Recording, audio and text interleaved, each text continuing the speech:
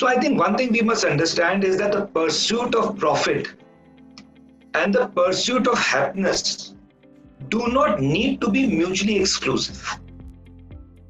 In fact, evidence-based research has shown that happier employees have 12% increase in productivity.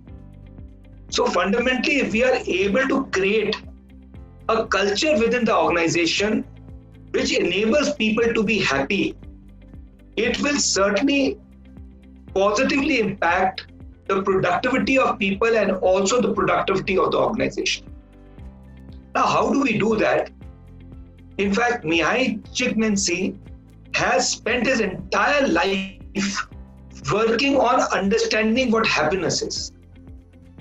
And his entire research, he has identified that a state of flow is related to happiness. And what is a state of flow?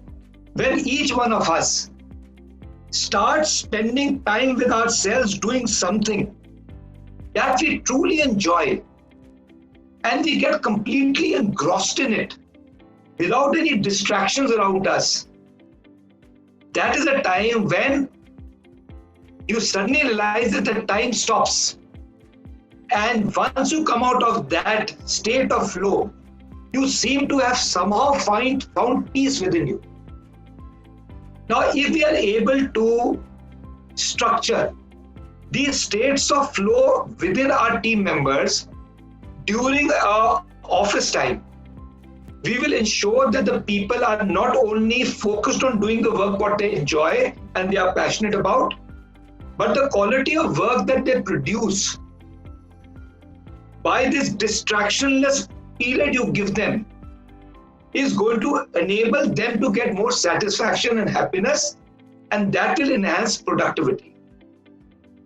Now, there are 5 practices that leaders can follow to ensure that flow and happiness becomes integrated in the workplace. The first is every single team member of yours must know exactly what his goals are.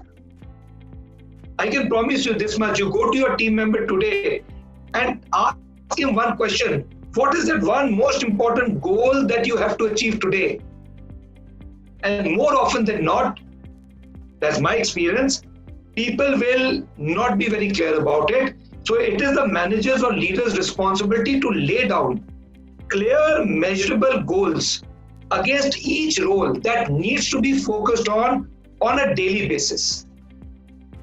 The human brain loves certainty, and the moment it gets the certainty of what it needs to achieve, it is going to be more focused in the work they do. The second thing that people want but do not get enough of is feedback. You will find that you do anything which gives you instant feedback. Let's say you play a video game. Why do people get involved in a video game? Because a video game gives you immediate feedback of how well you are doing, and it aspires you to get better and better.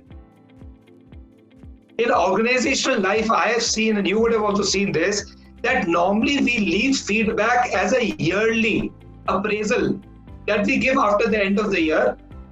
But if leaders and managers are able to give effective feedbacks to people so that they get inspired to get better, people will get into a state of flow and happiness while in the workplace.